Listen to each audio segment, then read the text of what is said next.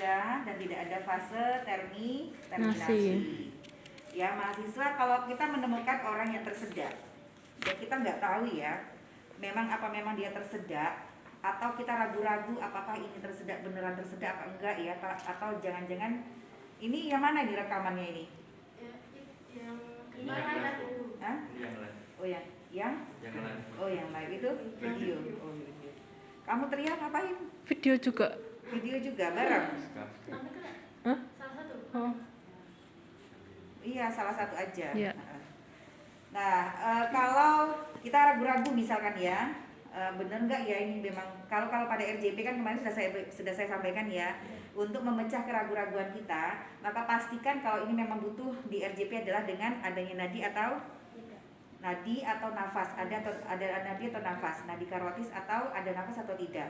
Kalau pada Heimlich maneuver kita bisa mendeteksinya dengan cara pasien tersedak, pasti dia memberikan sinyal bahwa there is something wrong in her throat ya, apa ada masalah di dalam tenggorokannya. Jadi dia masih begini.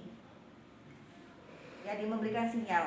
Dia pasti memberikan tanda, memegangi lehernya, mau memberitahu kepada semua orang, pada orang-orang yang ada di sekitarnya bahwa ada sesuatu yang mengganjal di sini dan minta pertolongan.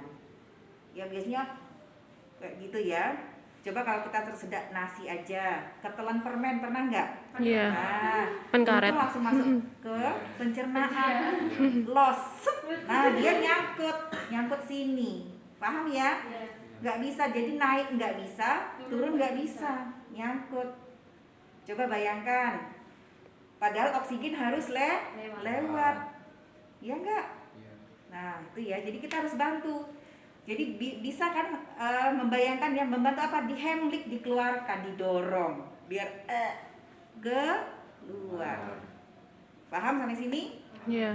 Nah tapi tidak boleh salah korban, salah tindakan. Makanya saya bilang tadi first aid, bantuan pertama. Jadi bantuan pertama ini harus benar-benar tindakan yang benar, tidak salah sasaran, tidak salah tindakan, malah mematikan nanti.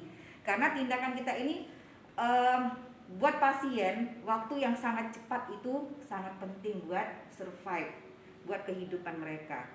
Coba kalau dalam waktu beberapa detik kita salah tindakan, bingung juga ya. Dari RW tadi naik kemana? Breathing terus sirkulasi. Breathing nggak apa-apa, malah bisa masih dibantu. Begitu sudah masuk ke sirkulasi, nah ini sudah jatuh. Kemudian selain ini kita lihat, kita ajak ngomong ya. Pasien yang tersedak ya seperti ini, dia nggak bisa bicara ya. Gimana cara yang ngomong? Nggak usah diajak cerita ya. Bapak kenapa? Bapak kenapa Pak? Ya Pak, siapa namanya? Pak, siapa namanya? Kesuwan. Nggak apa-apa, boleh di antara itu pokoknya diajak ngomong.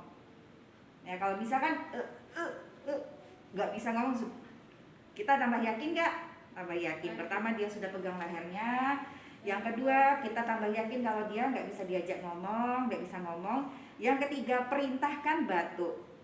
Pak, batuk Pak, batukkan. Ya nggak bisa. Selanjutnya ada 3 poin ya. Kita masih belum yakin. Lihat warna bibir, perubahan warna bibir dan warna kuku. Begitu ada sumbatan di jalan nafas, maka tanda dan gejala pertama yang kita temukan adalah terjadinya perubahan perfusi jaringan. Ya. Mulai tidak ada suplai oksigen ke jaringan. Mulai berkurang. Terjadi perubahan pada bibir, warnanya pucat. Kenapa kulit kita bisa merah? Karena ada oksigen. Ya enggak? Nah, merah nih. Nih, kuku saya merah nih. Nah, ini saya pencet merah. Merah enggak? Coba. Nih ada oksigen ya. Ini tandanya ada oksigen di jaringan kita. Kalau tidak ada oksigen, ini pucat. Bahkan dalam waktu yang agak lama, pucat tadi berubah menjadi kebiruan, sianosis sudah. Nah, tambah yakin. Sianosis. Pucat ya, sianosis kukunya. kita yakin bahwa pasien ini butuh pertolongan. Kita kemudian yang kedua, toolnya apa? Minta kok ini ya. Lihat yang pertama itu pastikan ya. Nah, tadi memastikannya dengan cara itu ya.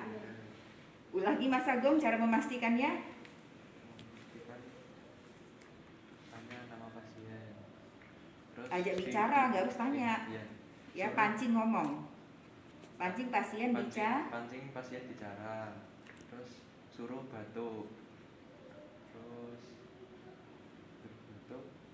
Lalu Cek cek bibir. Warna bibir. sama kuku.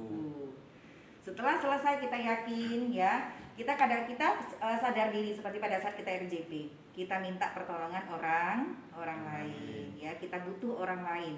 Kita tidak merasa kalau kita mampu sendirian, lagi nih membantu orang lain. Nanti takutnya wah kita disalahkan nih, dikirain kita yang bunuh ya. Maka kita minta kalau orang lain, kalau ada orang di sekitar kita, mas, tolong mas, teleponkan rumah sakit ya mas ya, ada pasien tersedak dan butuh bantuan, segera.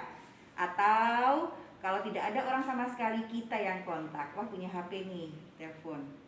Nah, selagi untuk kontaknya tidak usah saya jelaskan ya, sama seperti di RJP, jelaskan siapa kita, kemudian ini betul rumah sakit ya, emergency, ini ada pasien, di mana kita berada, jangan lupa. Nanti sudah memberitahu, ketinggalan di mananya ya. Ya rumah sakit juga bingung, wah di mana nih tadi ya, pertolongannya saya harus kemana ini ya. Kemudian ada pasien kenapa ya, ini mau saya lakukan tindakan ya. Misalkan selamat pagi, emergensi rumah sakit Dr. Muwardi. Perkenalkan saya Hermawati, saya saat ini berada di Jalan Brawijaya nomor 10. Misalkan ada tempat yang umum yang sering dikenal orang, yang sudah dikenal orang banyak, misalkan depan sekolah SD negeri ini, depan Grand Mall, atau di pasar ini tepatnya depan SPBU dan sebagainya yang bisa dikenal orang lain. Ini ada pasien yang tersedak dan butuh bantuan. Kami mohon dikirimkan bantuan ke lokasi ya. Selagi itu saya akan membantu melakukan tindakan Heimlich manuver. Sekian, terima kasih. Kalau RJP kami butuh AED, Automatic External Defibrillator. Ya, ini nggak usah disampaikan AED-nya karena pasien sumbatan jalan nafas, bukan gangguan sirkulasi. Berbeda kasus ya. Tapi biasanya mereka sudah menyiapkan AED kok. Itu sudah otomatis ada di dalam ambulannya. Jadi ada infus, ada AED ya, ada oksigen di dalam ambulan. Setelah selesai itu, sembari menunggu bantuan, kita berikan pertolongan Heimlich manuver ya. Kalau pasiennya duduk, kita minta berdiri. Ya berdiri. Kalau pasiennya gemuk, ya sudah duduk saja.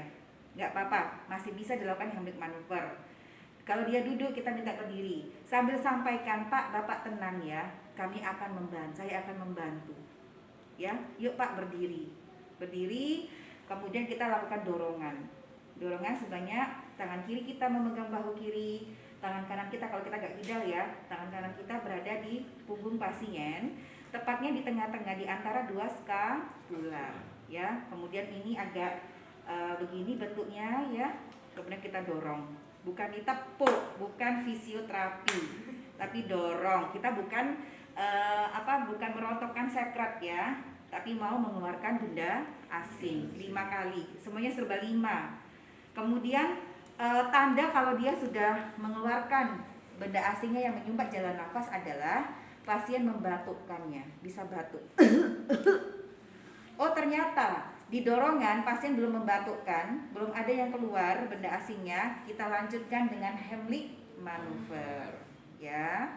Dengan cara ini jangan dominannya, tangan dominan itu di atas. Ini tangan dominan saya kayak saya tidak kidal ya, kanan, ini kiri ya. Kemudian yang kiri dimasukkan dulu jempolnya, jangan sampai keluar begini karena ini menusuk perut pasien, ini akan menciderai, apalagi kalau kukunya panjang ya, bahaya sekali.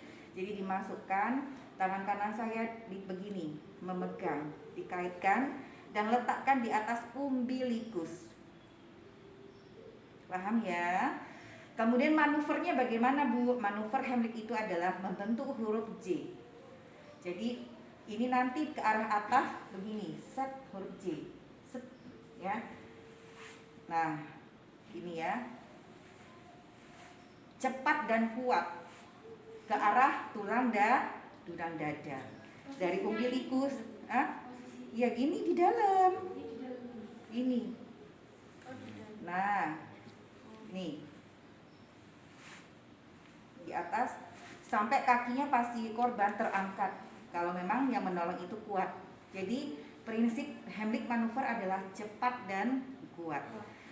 Dihitung 1, 2, 3, 4, 5. Kita dari belakang pasien ya, membentuk tripod. Kaki tripod ya, nanti terhadap kaki pasien. Nanti Bu Herma akan berikan contoh. Setelah selesai pasiennya batuk, artinya bahwa benda asingnya sudah keluar. Pasien apakah kita tinggalkan? Tidak. Kita minta istirahat dulu, kita dudukkan kembali, kita kontrol pernafasannya sama nadinya. Jika normal sampai bantuan datang ya, kita baru bisa tinggalkan.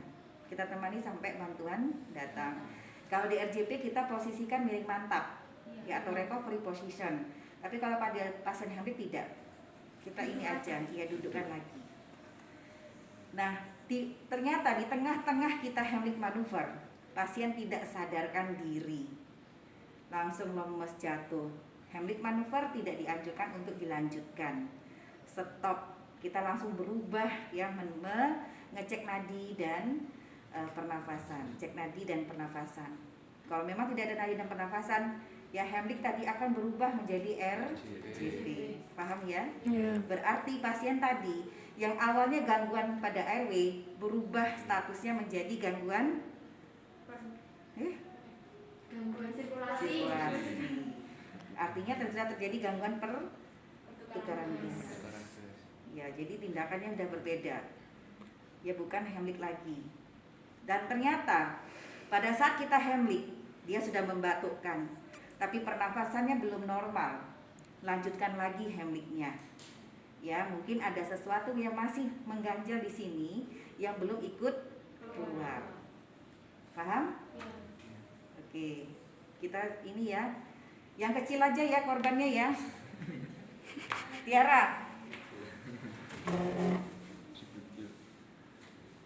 You are always my korban. Oke, Mbak Tiara, skenario-nya adalah Mbak Tiara memegang leher. Jangan senyum-senyum ya, apalagi ketawa-ketawa, serius wajahnya. Ini. Nah ya, benar-benar seperti orang nggak bisa nafas ya. Nanti dibatukkan pada saat Bu Herma Heimlich manuver hitungan ke-5. Iya, ke-5. Semuanya serba 5. Pada saat saya melakukan dorongan, jangan batukan dulu ya. Nah, itu skenario kita. Oke, yuk mulai. Mbak, kenapa Mbak? Mbak, namanya siapa? Mbak, namanya. Coba batuk. Cek bibir. Kemudian cek kukunya, bibirnya pucat ya, dan kukunya mulai juga pucat ya. Kemudian kita minta tolong. Mas, tolong Mas, teleponkan rumah sakit ya. Minta tolong dan segera datang ambulan ke lokasi. Yuk, Mas Agung, tolong teleponkan. Coba biar Mas pengen lihat kamu nelpon. Ya pakai HP-nya dong. Selamat pagi. Selamat pagi. Apakah ini dari rumah sakit? Kok dari? Apakah ini rumah sakit Muardi? Emergensi, harusnya emergensi, rumah sakit Dr. Muardi. Saya Agung. Mahasiswa Universitas Aisyah. Ya, saat ini saya berada di jalan Selamat Riyadi, depan Grand Mall. Ada korban tersedak. Ya, dan kami butuh bantuan. Ya, saat ini akan kami lakukan tindakan Heimlich manuver. Terima kasih. Terima kasih. Ya, jadi ngirim pesan itu harus lengkap ya. Baik Mbak tenang ya, kita akan berikan bantuan. Ayo Mbak, kita berdiri dulu. Oke, lihat ya, tangan kiri di sini. Kaki kamu tetap Bu ya. Selagi belum ada, kan sakit di sini.